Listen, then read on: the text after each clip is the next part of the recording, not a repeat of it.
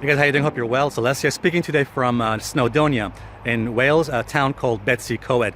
Anyway, in this video, what I want to talk to you about is about a previous video that I posted about Bitcoin that kind of upset people on both sides of the camp.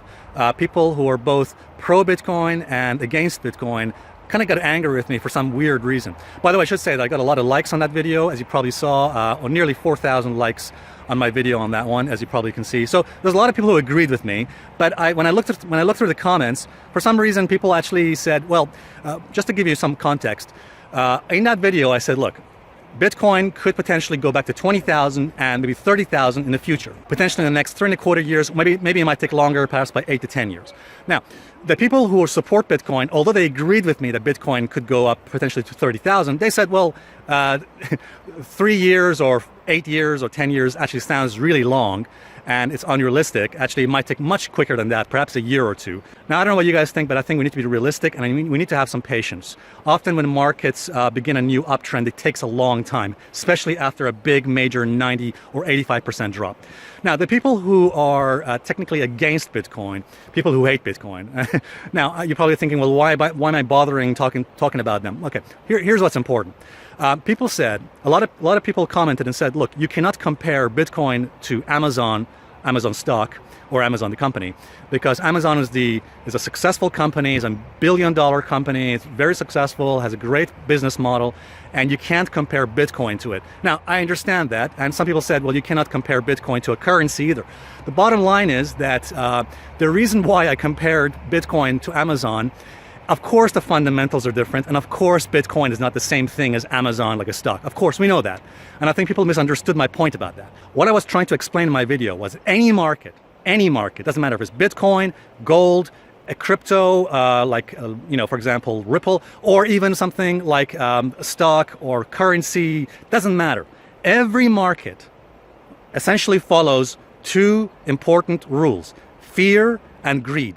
Because remember, what makes a market? What is a market? It's us as human beings. What drives a market is human beings. And human beings have two key emotions, fear and greed, right? Now, fear, by the way, is also composed of two things: fear of missing out, FOMO, and fear of losing money. So what you have to appreciate is that all markets, including Bitcoin, including Amazon, including currencies, whatever, including gold, they're driven by human emotions. Human emotions of greed, fear, panic, and yes, fear of missing out. Just as an example, what, for example, were the fundamentals that drove the price of Bitcoin from, let's say, from 5,000 to 10,000, 20,000? What was the reason for it? What was the fundamental reason behind it?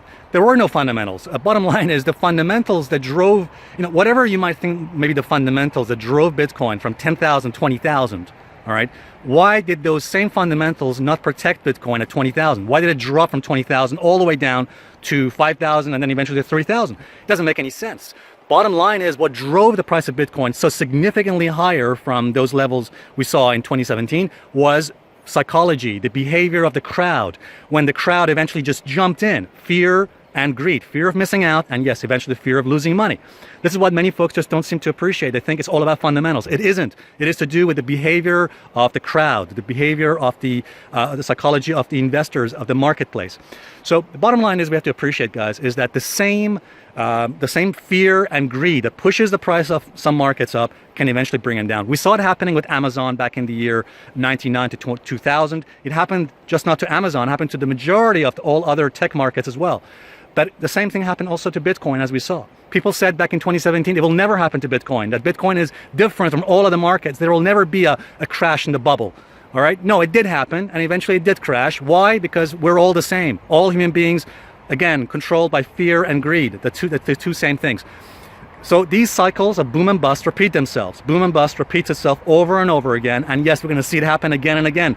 So bottom line is, we have to appreciate that just in the same way that Amazon managed to eventually recover and get above its previous highs, so probably will Bitcoin. There's a good probability that Bitcoin will do the same thing and get back above its previous highs. All right, guys, that was my point in the previous video. And again, remember, just my point simply was that boom and bust cycles happen and eventually markets begin to recover and go back up. All right, guys, so I hope this video helps, and I'll see you guys in the next video update. Thanks a lot.